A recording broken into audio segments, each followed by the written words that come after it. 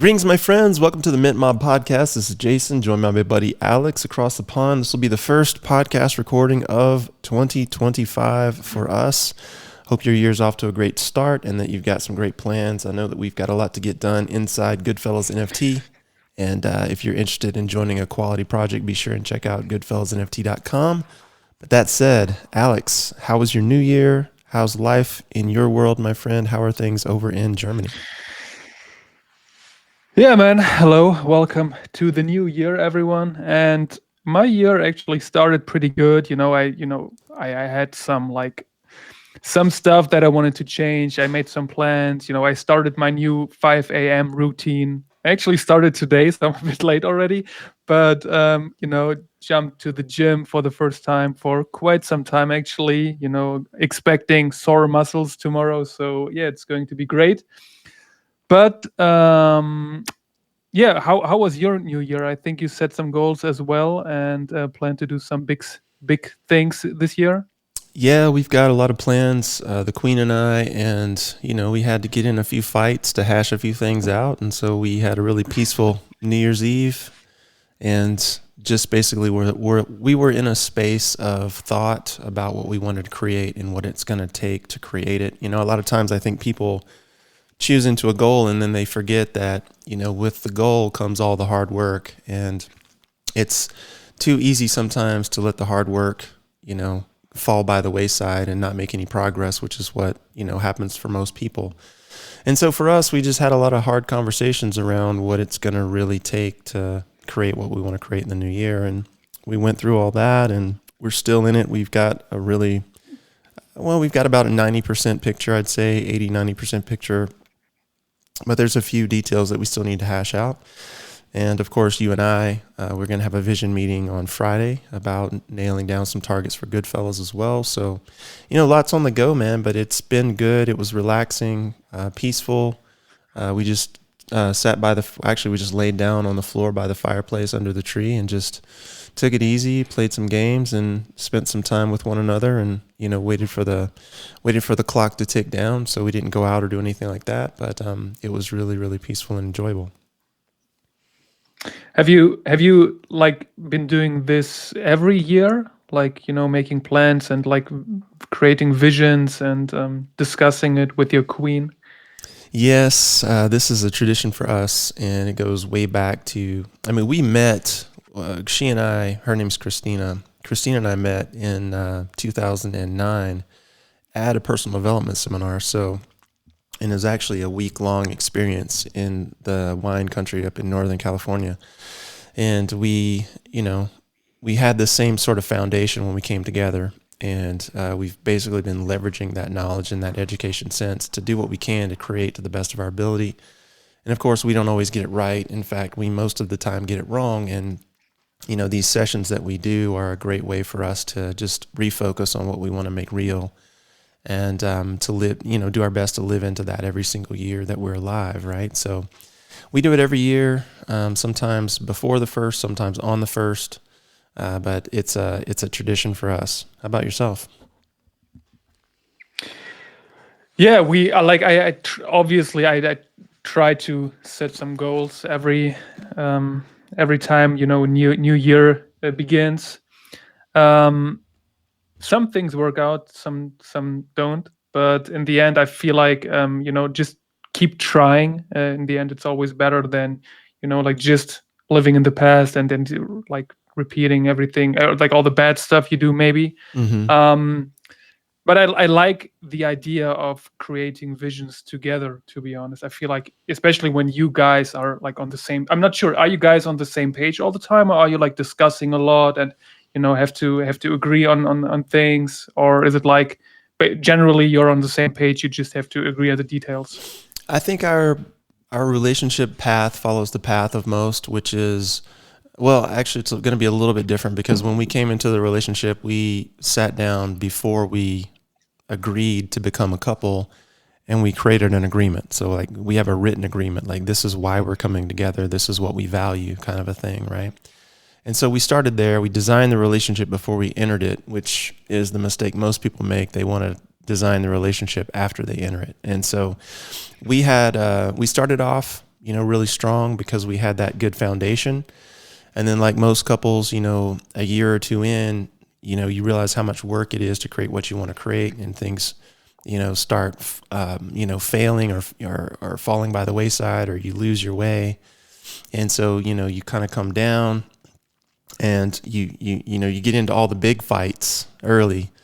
And then so now we're at a point where we're, kind of on the rise again. We're getting our, kind of stepping into our stride. And now when we disagree, it's pretty quick because we've already done all the major disagreements. We've already hashed all that stuff out.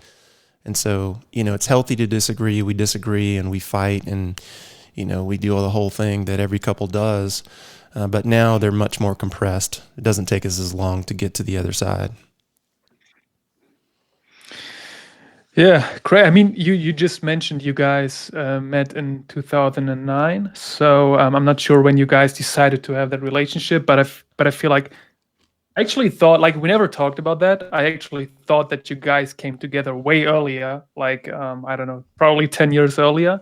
But crazy, man, especially when you meet someone like in that stage of your life, and you guys are on the same page, and can do such things together. That's awesome. I mean, I see that you guys have a lot in common. I think I'm not sure. I think your wife is public as well, so she does a lot of nutrition stuff. I know that you're Mm-hmm. like a lot into like sports and stuff like that, so it seems to fit pretty good. And if you have the same values as well, I think it's great. I mean, that's why I was actually surprised that you guys were like together for quote unquote only 16 years.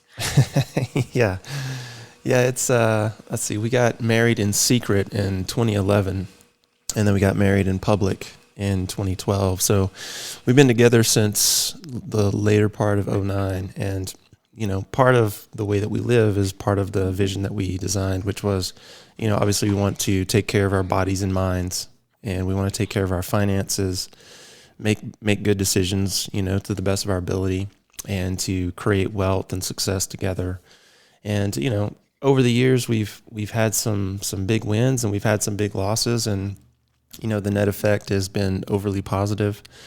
And so when you see us online, if you're following us on Facebook or whatever, you're basically seeing us like struggling through some of the challenges that we have, or offering advice to other people who might be doing the same thing, or offering advice to ourselves, usually most of the time. So, but we share those values of taking care of yourself, taking care of your finances, taking care of your future, all that kind of thing. Okay, so let me get this straight. Apologies to the audience. I know it's not very NFT or crypto related, but Jason and I have actually never talked about that yet, so it's quite interesting for me. So you guys met for the first time in 2009 and got married in 2011. Right. Is that right? That's correct. Yeah. Wow. Considering that it took me like 11 years to get engaged, you went like on the fast lane. Yeah, we got married in secret. We went to the local courthouse and got married with plastic rings, and one witness, or three witnesses, I think. 3 people knew that we got married because we had to have witnesses by law. So, and then a year later, we had the real wedding on the same day in Hawaii, on Maui. Oh, wow. Great, man. Mm-hmm. Sounds beautiful, actually. But like, there was probably like, you don't need to like tell me, but there was a reason for you to keep it secretive in the beginning, or? Yeah, we wanted to start. My wife was Canadian, or is Canadian still. Actually, she doesn't have her U.S. citizenship, so I'm married to an immigrant. And initially, I was going to move to Canada, and so we wanted to start the immigration process. And the easiest way to do that was just to do like a marriage visa or a marriage application. And so, I started that whole process and actually got my green card for Canada. My, I don't know, I forget what they call it. It's not called a green card, but it's basically the same thing. And, started living up there part of the year. I had a web development business, and so I could basically travel and work from wherever I was. And so I'd go up there and, spend 3 to 6 months out of the year, and I just couldn't do it, man. There's too many rules and regulations, too much socialism up there for me. And this was during the Obama years here when, things started to decline and turn more socialist here. So I was like, well, maybe Canada's an option. But then when I got up there, I realized it wasn't really an option. So then we did the reverse. So then we switched it, and then she came this way. So, and she's super super stoked to be here. She loves it here. So Okay, so let me get this straight again. There was some point in your life where you could have imagined to spend the rest of your life in Canada. yeah, I mean, at some point, I mean, we were, her family lives in Calgary, which is kind of like Western Canada. It's just along the eastern edge of the Rocky Mountains. So it's beautiful. There's rivers and lakes and, all kinds of winter sports. And, they have it's a short summer, but they have a reasonable summer. And so, it's it's a nice place to be if you're going to be in Canada. And plus, it's the most conservative province. They've got a good economy, lower taxes than other provinces. So overall, if you're going to live in Canada, it's a good place to be.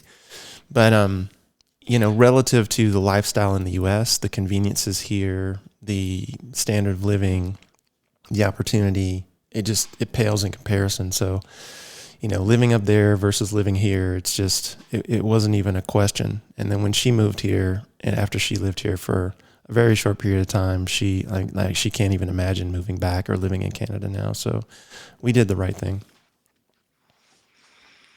So would you say that every Canadian would prefer the United States if they lived there? Because from my perspective, I feel like I always felt like Canada is pretty similar to the United States, just without the crime, without the gangs and stuff like that, without the dirty capital cities. So, but I who am I? I have no idea about Canada, to be honest. But that's what I think. Like I know grizzly bears and ice hockey. That's basically what I know about Canada.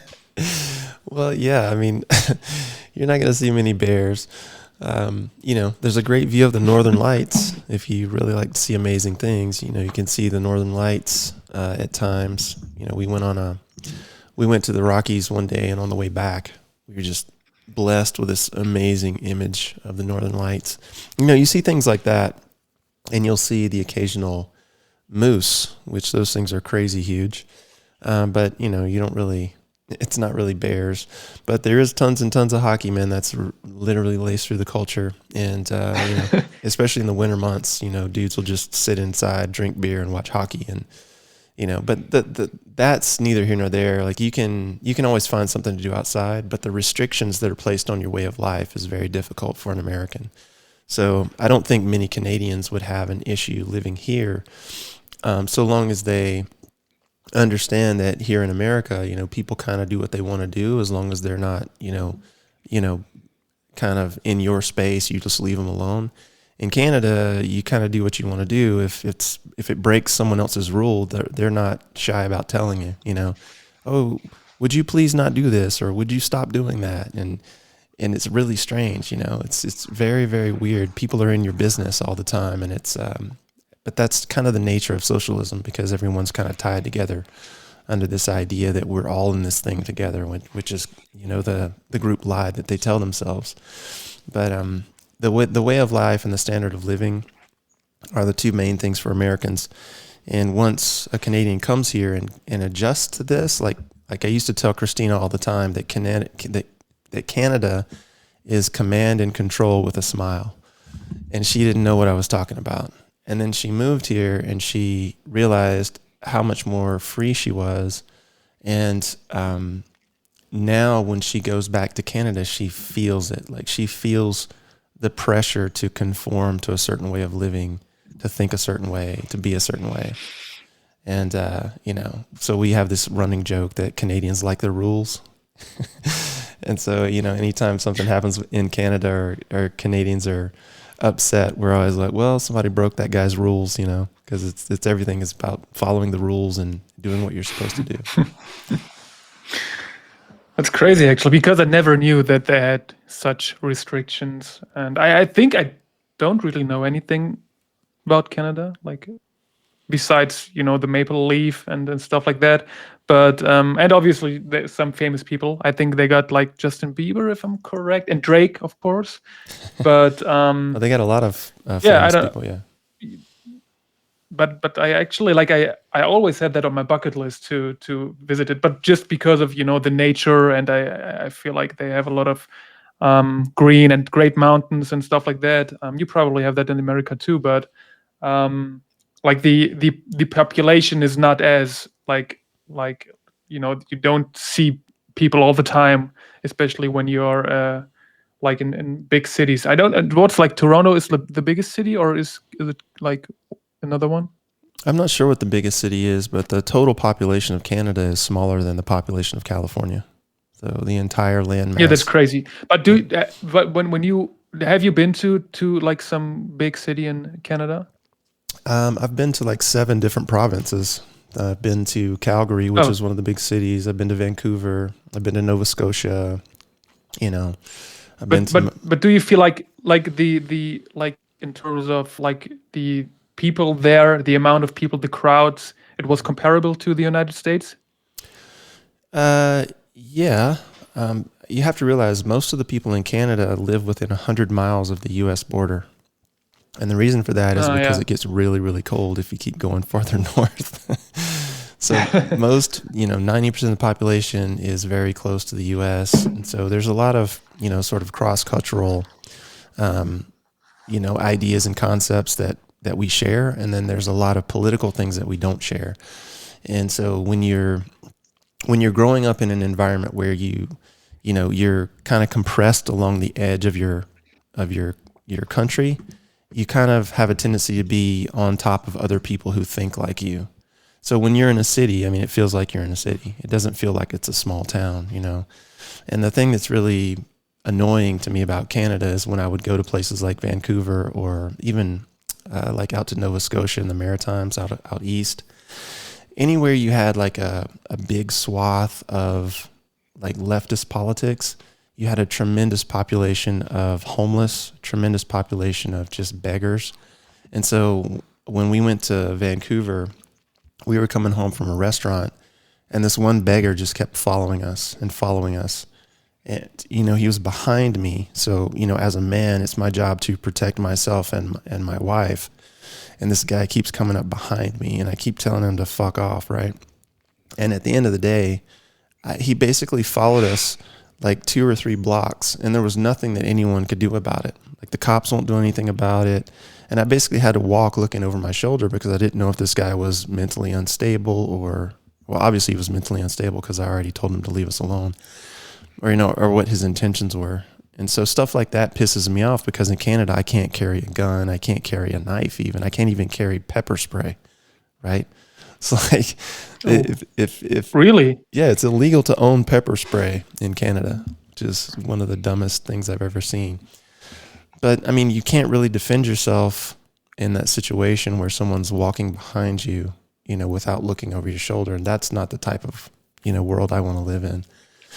But, cops walk around armed all the time, and that's perfectly fine. But the citizens can't arm themselves, or if you do, you have to do it within very specific guidelines. And it's very Mm. unsafe in cities where, like you have like a beggar situation or a homeless situation, and you have to live among them or you have to walk among them. And, you see people sort of encourage that behavior by paying them off. I think they've just kind of learned that if they annoy you long enough that you'll pay them to go away. That's kind of why they exist, but no one does anything to get rid of them. Yeah, but to be honest, like it's like in most parts of the world, you're not allowed to run around armed. So I'm not even sure like in how many states you can like carry a weapon, but definitely not in every state, right? So yeah, let's see where this goes when we have Trump. I think he's obviously pro weapons. So yeah, let's see. What do you? Pro Oh, and weapons. while we talk about yeah, and while we talk about Canada, I just read that on Watcher Guru that Canada's Prime Minister Justin Trudeau officially resigns, and I Hmm. wondered why does that matter to me? And is that bullish or bearish for my crypto? Like, is there a reason why that page is specifically mentioning that? Is he like some like positioned in terms of crypto or something? Well, he's the prime minister, and so there's been, the manifestation of most of the left leaning politics, from the woke culture to the massive taxation and handout system that they've got in Canada. I mean, there's places where you go in Canada where you pay like almost a 20% sales tax. It's ridiculous. Like out in the Maritimes, I think I went to buy a comic book and it was like a 15% sales tax. I was like, you got to be kidding me, right?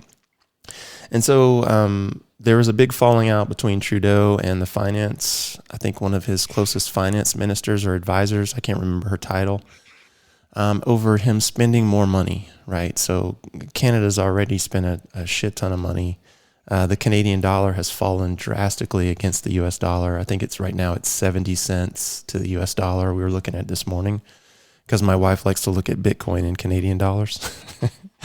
And, so like she's looking at that and, people feel that, like if you're Canadian and you have a second home in the US, which a lot of them do, or you travel to the US to vacation, which a lot of them do, when you have to spend 30% more on everything that you purchase, that kind of tends to piss you off, right?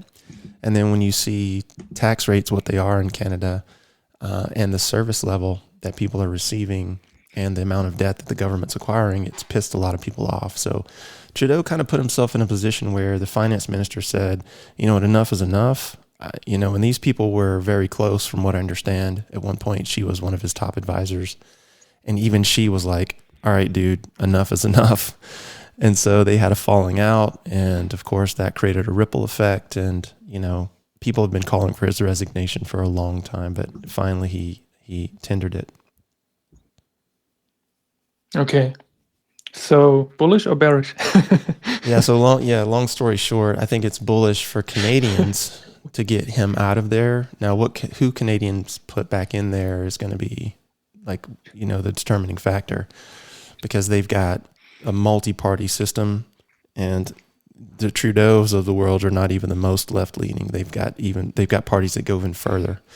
So depending on who they put in power, who comes into power, it could be bullish or bearish. I mean, we saw them do confiscations when they had the trucker rally. We saw people's bank accounts be frozen, or people who donated Bitcoin or money to the truckers, we saw their bank accounts frozen. I mean, Trudeau did a lot to break trust in the banking system. And so, if you're a U.S. Individual looking to spend money in Canada or have investments there or to bank there, if you're a business, I mean, that creates a lot of problems in terms of what the government could or couldn't do to confiscate your funds.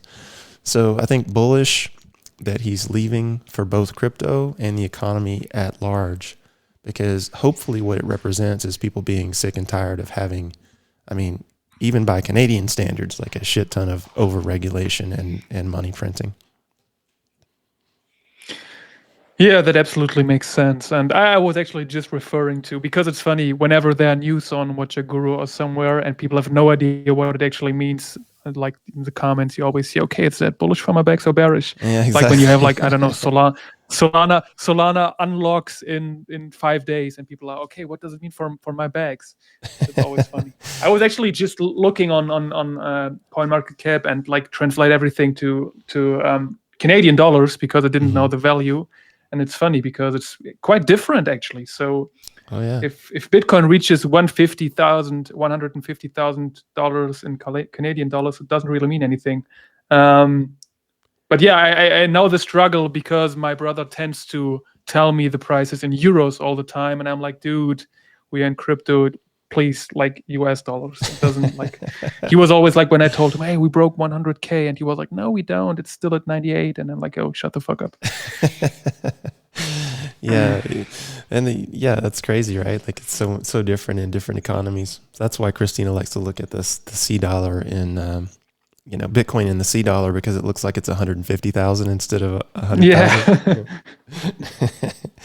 But yeah, that's a huge symptom of, some of the struggles that people have faced, especially over COVID lockdowns, where people up there were literally dragged out of churches and businesses were shut down and you had no recourse whatsoever. Inflation went through the roof because the government printed a bunch of money during that time, just like they did here. And, it was already bad. So if you went from the U.S. to Canada, even before COVID, when we travel up there, we'd pay 20 to 30% more for the same item on the south side of the border. And that's that's after you do the conversion. And so now, friends of ours who go grocery shopping, they're telling us that, you come home with a couple bags of groceries and it's like $100. And, or to fill your car, like a small car, it's $75 to $100 to fill your gas tank, kind of a thing. Whereas here, I fill up my Jeep for $30. It's crazy, man. People are tired of it. But is it like easy to cross the border? So could they, if they wanted to, like cross it whenever they want, shop some groceries and get back, or yeah, it's kind of difficult? Yeah, it's kind of that socialist trap, right? Because once people are on the dole, it's hard to get them off the dole. So in Canada, the big advertisement is free healthcare. Everybody thinks that healthcare is free. They don't mind. They forget to factor in the fact that when they get their paychecks at the end of the year, they've made about 40% of the money, after all taxes are taken in, and that money is doled out to the healthcare system. So it's not free. But what happens is when they come across the border, which they can do very easily, they can't stay past 6 months. So if they have a house here, or if they have an RV and they want to set up shop here, a lot of Canadians live in Arizona in the winter months. They have to count the days, because if they go over the 6 months, then they lose their healthcare benefits. So it's really weird the way that they do it. Yeah, but like, how do they monitor that? Like, how do they know how long they spent here?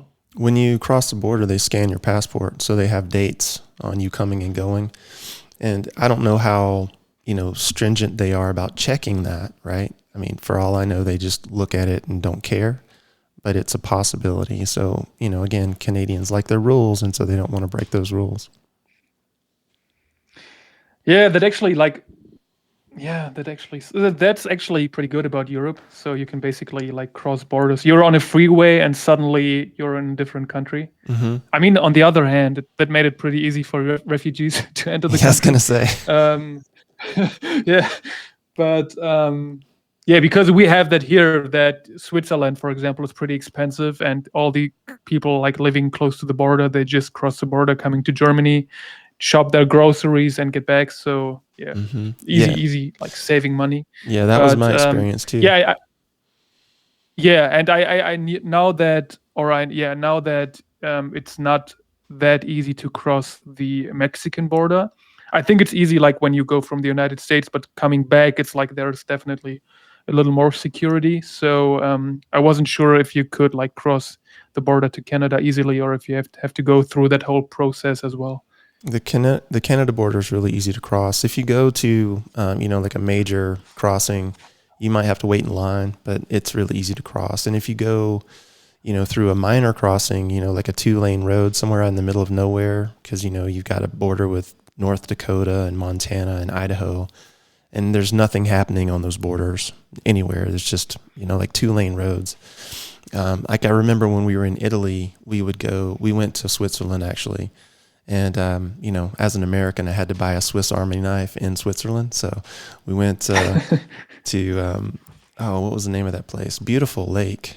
I forget what it was. Anyway, we crossed the border, and there's like a border crossing there with 2 guards. And so we drive up, and they don't even stop us, right? You just like keep going, But yeah, when you go across the Canada border, you stop and you talk to a border official and you hand them your passport. And, they will usually scan it just to make sure that, you're not on some sort of terrorist watch list or whatever, or you're not banned from the country. And then they give it back to you and you can go in. But it's not like Europe where you can just cross borders without even showing a passport. Yeah, I get that. And I actually love the fact that your favorite place on your Italy trip was basically Switzerland. It was actually, yeah. What was the name of that town, man? It was so beautiful. Southern Switzerland. Oh man, it was like a little lake town, and I always forget the name of it. I'm gonna have to look it up now. Is it a famous one?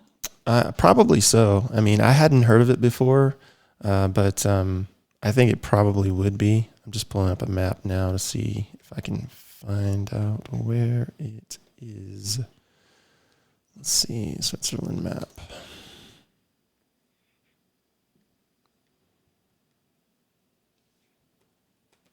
Google Maps is my friend right now.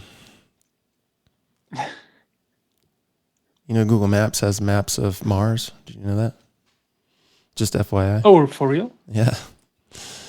Yep. You can actually zoom out of the Earth and you can go and start looking at Mars, which is really kind of interesting.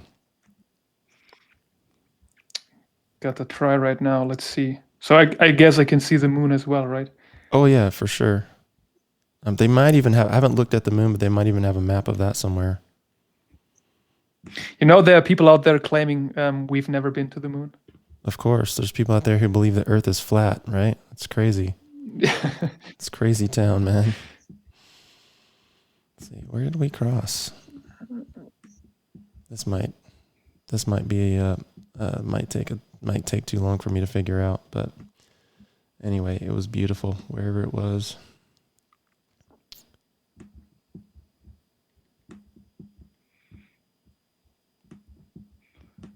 So let's see, Switzerland, this southern part.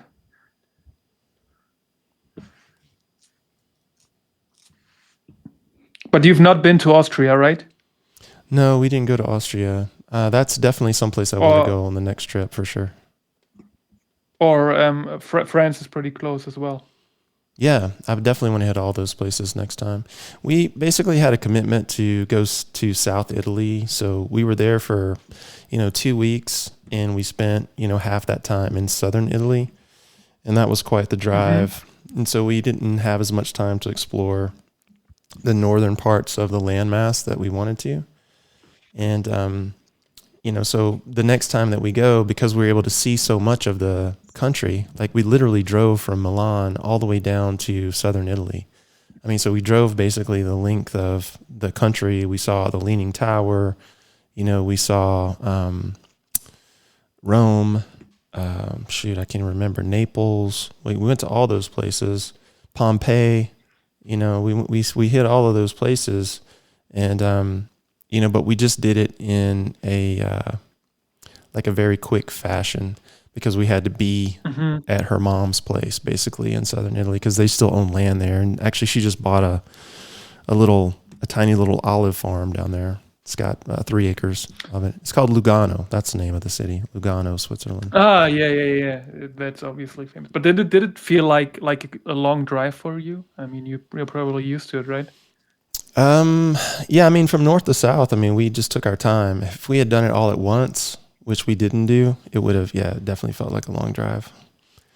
But in the end, I mean, considering you crossed the whole country, yeah, that would have probably been like not even like from the south to north Arizona. I'm not sure how long that takes, but yeah, I mean, it is a small place and you feel it too. That was the thing about Europe for me that was interesting, was just how close everyone lives on top of each other, especially in the cities. It was really kind of a wake up call for me because, I like my space, man. And it was very different for me. So. Yeah, absolutely. I get that. I mean, you can drive for like 10 hours and basically cross probably like 6 countries. Mm-hmm. Exactly, yeah. Okay. So yeah, let's maybe jump a little bit into the crypto markets as well. After 30 minutes. I think we covered yeah, man, we covered your marriage, we covered Canada, we covered Italy, we covered it all. So let's jump a little bit into the crypto markets. It's funny because when I woke up today, I didn't really check it, and the first thing I read about crypto today was basically Michael Saylor buying more Bitcoin, and that actually made me panic a little bit because I felt like, oh man, losing gains today. But no, it didn't really happen. Like there was like a short movement downwards, but in the end, Bitcoin went all the way up to 102K, or for our Canadian fellows here, Yep. to 148. And yeah, it's crazy. I mean, for me, it's still so crazy that it looks like everything happens as, as we expected, like as predicted, as the cycle says. I Hmm. mean, for me, I still can't imagine that we will see all-time highs on all these altcoins out there, because that's what people think what happens like within like the year. But that's still a little far away from me. But I see Bitcoin go through the roof, definitely, and I wouldn't be surprised seeing it like above 150, 160 or something. Yeah, for sure. I mean, I think, of most of the people that I've, followed on the Bitcoin price going into 2025, a lot of it hinges on what Trump does with the strategic Bitcoin reserve and Congress as well. If he shows up and signs an executive order and says, we're going to create this strategic Bitcoin reserve, then, I mean, that's basically saying we're going to put a floor under the price so all buyers are basically safe at that point. And even if you only gain 10 or 20% over the next 3 or 4 months, that's still more than you're going to make in most stock markets, right? So it's a big opportunity. And, we take it for granted because we're used to 50% gains in one weekend, but the average person looks at this and they're like, this is crazy. It's impossible. It's just, they think of it as just being some random scheme where people are, basically creating monopoly money out of thin air. And they don't understand the fundamentals, and they don't understand why Bitcoin matters. Anytime I post about Bitcoin on something like Facebook, for example, I always get the one guy that comments and says, "But what does Bitcoin do?" And I'm like, dude, I'm not going to give you an hour-long dissertation on Bitcoin. It's not what Bitcoin does; it's what Bitcoin represents and is doing, right? Yeah, I mean, in the end, I feel like you just mentioned it. It depends on what the United States do in the like, especially right after the inauguration. I mean, there are people hoping for Trump to basically like do it within a week, like building that big Bitcoin reserve. But in the end, whatever the United States does or do, what's the right verb here? I don't know. Does you got it Um, right? Whatever the yeah, United what? But States does. okay, yeah. The other countries will follow, and I mean, I don't know. I'm very confident in Bitcoin, and I feel like we will definitely see it go way higher. And yeah, I don't know. I mean, I still see people calling it a pyramid scheme. Like, hey, it's just like people just make money because other people lose. But in the end, when you have so many institutions, so many banks, so many countries invested, there's no better asset right now. And I see it definitely coming close to the market cap of gold and stuff like that. It's digital gold. That's what people call it. And I definitely agree on that, man. Yeah, I mean, I think of most of the Bitcoin people that I follow that have some logic and reason behind their price predictions, like their bear case this year is 120,000, right? That's the bear case, and most of them have much higher, predictions, and it all hinges on what the U.S. does because, and I mean, is for all its problems, the U.S. is still the global leader financially around the world, and so, Hmm. you know, Yeah. other countries are going to follow what we do. And so if Trump and either signs an executive order or either Congress passes a law that institutes the strategic Bitcoin reserve, then other countries will almost have to buy because at that point it makes Bitcoin look like it's going to be the next reserve asset and there will be a land rush, like a big, sort of digital gold rush to acquire as many as you possibly can. And if you have countries buying on that scale, the price could easily hit $500,000 this year. So it all kind of depends on, how this shakes out and how other countries perceive this. And it's been really interesting to watch this play out because like even, I think it was yesterday, I was watching some videos on X and one of the videos that I stumbled across was Vladimir Putin talking about Bitcoin. And in the translation, of course, I don't speak Russian, so I was watching the subtitles. And even in the subtitles, they translated what he said as, there's no way to stop Bitcoin. Like Bitcoin is unstoppable. So even he gets it, right? And so he was talking about how it frees countries like Russia or any country really from having to rely on the US dollar as a reserve asset. And that's very attractive to these countries who've basically been locked out of, transacting on the global market, like Russia has been, for example. So there's a lot of attractive qualities to these, countries like Russia, like basically the entire European Union. I think fucking, one of the stupidest things I saw this year was Germany dumped the 50,000 Bitcoin on the market, like 5 minutes before it doubled. And then, they were, I think they were the fourth largest Bitcoin holder in the world. And now the fourth largest Bitcoin holder is, I think, Bhutan, some tiny little, Himalayan country.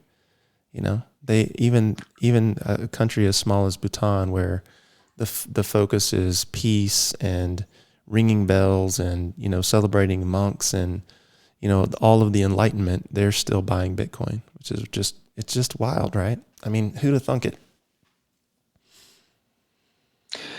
Yeah, absolutely. I mean, considering that Germany basically held 10% of what the United States is planning to hold as a whole reserve, is crazy. I mean, United States wants to buy 500,000 Bitcoin. I'm not sure, to be honest. Like I read different information about whether Germany was kind of forced by law to sell these Bitcoin, or not. But in the end, it was definitely, if it was like a decision that was made, it was definitely stupid. And I mean, in the end, we'll have a different government in like a month or something. I saw Elon Musk is basically going live with a German politician, a lady from the far right, and getting a lot of bad headlines here in Germany from the mainstream press. And it's crazy. I mean, people talk about election interference again, um, but in the end, it's pretty comparable to the United States. Media coverage of the far right is so low, even though you should have it like equal. That it's not unfair that Elon provides a platform for her to speak. So, yeah, in the end, let's see what happens. I mean, it can't get worse, in my opinion, to be honest. Let's hope not, man. I mean, unfortunately, I'm one of those people that believes in that, the fact that humans have infinite stupidity. So it might always be able to get worse, but let's hope it doesn't. I mean, let's show Yeah. some positivity. And I've seen a lot of, I don't get any European news on the major outlets here, but I get a lot of European news on the X feed.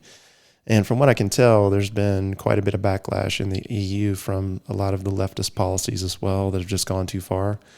So, I mean, when I hear, someone in the EU or someone in Canada talking about the far right, I just immediately assume they're just talking about reasonable people. Because the truth Yeah. is, Elon is not a far right, maniacal, evil genius. He's just someone who thinks things through. And, if we took everyone in Silicon Valley who, had a good head on their shoulders that traditionally voted left or voted Democrat, and then you brought them into the room, you would see that a massive majority of them actually shifted their votes to the right side of the aisle. And it doesn't mean they're voting for far right. It means they're just voting for, what makes sense. Because at the end of the day, like if you are an entrepreneur and you are a worker or you're a family person and you just want to, have a good economy where you can have a good house and a family.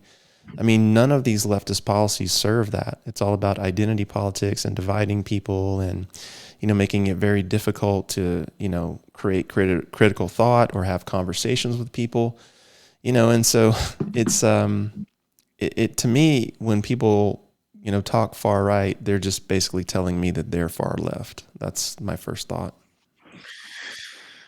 Yeah, that's true. And I mean, I think I read a post from Elon today. It wasn't even a post, it was basically a retweet of someone saying there are only two genders, male and female. And, Elon added something like true. And you know, when I read the comments and I saw so many people being offended by that, I mean, imagine someone posted that 10 years ago or 15 years ago, nobody would have cared. But these days, with the whole woke culture and everyone can identify as whatever he wants, Mm-hmm. it's going crazy, man. And I definitely feel like Trump and Elon have a good influence on everything. Actually, I'm a big fan here. Yeah. I mean, there's going to be a backlash, right? I mean, we had here in the States, I'll just, speak here. I mean, obviously, Canada kind of mirrors what we have here in the States, and they're much more socialist and left leaning than the States are. But, after Bush left office in the 2000s, we had Obama come in for 8 years. Then we had, Trump come in for 4. And then we had Biden come in for another 4, right? And so for the last 20 years, we've had 4 years of, or maybe 6 years, depending on when you start, like we've had a very small amount of right-leaning power structures in the top tiers of government here in the States. So let's see, 8 and 4, so 12. So yeah, so 12 out of the last 20 years, right? So it's been left leaning for quite some time. And when you look at that and you look at the results of the policies, whether it's inflation or whether it's fear mongering over COVID or whether it's like inflation going through the roof, businesses struggling to deal with all these regulations that keep that people who don't have businesses keep placing upon them. People are just like, when Trump won the election, it's like the whole country breathed a sigh of relief. It's like everyone just took a breath all at the same time. And then for the election to not even be close, right? Like there wasn't a single county where it was even close. Like, people are like took a double, sigh of relief. And then you had, more large business owners or tech entrepreneurs like Andreessen come forward and talk about why he switched sides, right? Like you had all these people who are thoughtful people, not stupid people, people who have really thought things through and done a lot of reading and understand how, human psychology works. They've come through and they've switched and they've changed their minds.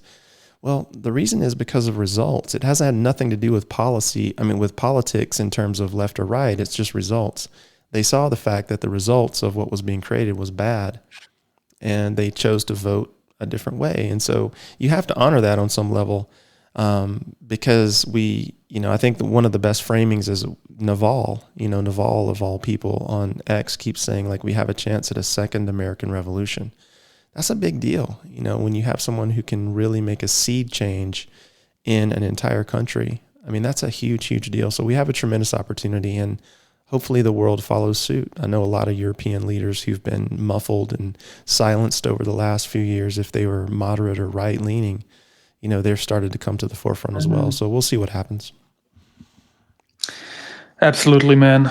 Kind of reminds me of, all the celebrities in the United States claiming to leave the country once Trump is elected. Yeah. I mean, how do you feel now as the United States is not the center of the movie industry anymore? I couldn't care less, man. It doesn't matter to me. I mean, it's fun. It's funny. I was listening to an interview with Robert Greene, who wrote a bunch of great books, one of which is called Mastery. He wrote one called Seduction, 48 Laws of Power, all these great books. And, he talks about his experience as a Hollywood writer. And it's basically the same thing that Elon was talking about with the woke culture. Excuse me. He said that when he was working in that environment, that he experienced a lot of people who would, fly the flag of I'm liberal, I'm leftist, I'm this, I'm that, and the other thing. But there's always an undertone of everything I'm doing here is about power and gaining power. And I just need to gain more and more and more power. And so he described it as being, stuck in this power struggle between directors or producers or, heads of companies, all this kind of thing. And when he did that, he basically just shone a light on the fact that there's so much hypocrisy on the left side of the aisle these days that it's just ridiculous. And when you think about it, his point was that everyone on the planet is after a certain amount of power, and that's not a bad thing. And you can't pretend that you're not, and fly the flag of, lefty liberal, giving everything away, don't own anything, and then at the same time be a millionaire living in a mansion, controlling people's careers. He's just pointing out the obvious, sort of hypocrisy that people who claim to want to help the little people, you know, really live out in their daily life. Like they all seek power, just like you're seeking power. I'm seeking power. We're all seeking a certain amount of power over our lives. And there's a goodness about that, in that if we're all serving our highest and best self-interest, we can be greater contributors to the world. But if we're doing it from a selfish place where it's just all about me, that's when it becomes a bad thing. And that's the way that he saw Hollywood. It was all about me, right? Yeah, absolutely true. To be honest, I mean, I I don't know, man. I feel like do you see anything like when you hear like people talk bad about Elon, for example? Do you think there are some reasonable things why you could like criticize him? Oh, of course. Yeah. I mean, he's a human being like the rest of us, and he has his faults. I mean, I've seen him, make mistakes. I've also seen him own some mistakes, which is something that I almost never see from critics. So who am I going to Hmm. listen to? I'm going to listen to someone who has the result that I want to have in the world. So when I'm looking at people to follow or people to pay attention to, he's one that I pay attention to, not because I feel like, he's perfect, but because I feel like he recognizes the fact that almost everything he does is imperfect and can be improved. And he's open to having that conversation, right? I mean, we already know what doesn't work to a large degree in politics. And you can talk to a lot of different people in positions about politics, whether it's socialism, communism, any form of authoritarianism, whether it's fascism, it doesn't matter. One of my favorite memes is like, if you have a boot on your neck, you don't care if it's the right boot or the left boot, right? So the thing is, like, if someone's telling you how to live your life, which is what the left has evolved into most recently, you don't care if it's the left boot or the right boot. You just care that you want to get this Mhm. boot off your fucking neck, right? Like, get off my neck, let me breathe. And that's, I think, where we're at in this moment in time. And so if you have someone who has the ability to hold conflicting thoughts in their mind at the same time, right? And then go into the world and operate based on reasonable conclusions, then you have an intelligent person. So someone who looks at an issue and thinks one way and then looks at it 5 years later and thinks a different way is a smart individual, because they're not tied to an ideology or a person. They're tied to the truth. And that's the type of people that we want. So when you're dealing with physics and engineering and you're dealing with the hard sciences and you're dealing in the business world, for example, you're dealing with hard facts. And when those facts don't match up with your perception, it doesn't mean that the world needs to change. It means that you need to modify the way that you see the world because you're not seeing it correctly. And this is a thing that Elon does better than anyone on the planet, I think. Yeah, definitely. I definitely agree. And I mean, the inauguration is in 2 weeks from now, and I'm so curious to see, like, especially like the influence Elon will have on the government and stuff like that. And yeah, man, I'm looking forward to that. And I'm finally like I've no idea if Biden has had worked for one day, for the past 4 months or so, because I all I see is like him being on vacation. But yeah, I'm glad that the world gets rid of him very soon, and yeah, we'll see what happens after. Yeah, that's so Um, true, man. So for true. for the final minutes here, let's jump a little bit into the Goodfellas as well. And I would like to announce to everyone that we will have another artist incubator drop on January 21st. And yeah, keep an eye on the Discord when we reveal her. It's another dude. We are like female empowerment. Like we only have women in our artists gallery I actually. know. We've got to get some dudes going. Yeah, crazy man. Yeah, it's another woman, and yeah, looking forward. The art is great again, and she actually got introduced, like Bilo introduced us to her, Hmm. and yeah, as I said, she's great. I think you're going to love the piece. And I hope that you will get to know her. I'm not sure if she's willing to speak on Spaces, but we obviously will try to yeah, to get her to say a few words and talk about her art. And yeah, on top of that, what else do we have? We got the Saga phone that is obviously going to be raffled.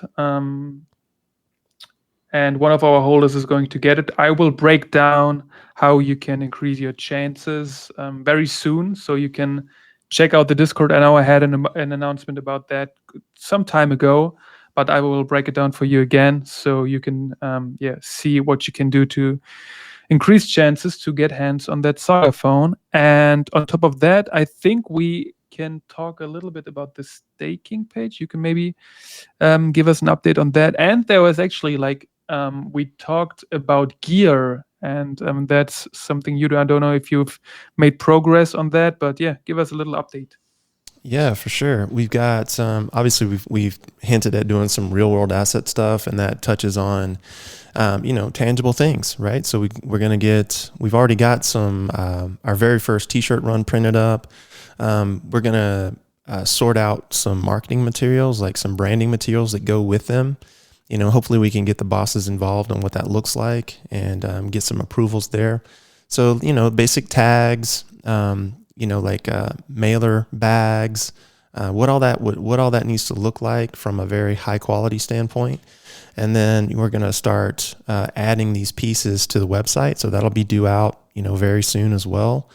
And what else we got? We've got, I think I showed a picture of one of my Christmas gifts that my wife gave me, which was a print of one of the pieces. That was awesome, by the way, man. That was awesome. I loved it. Yeah, it's so cool. So, we're going to open up the doors to having some print work done as well and start tying this back to Web3 and the chain.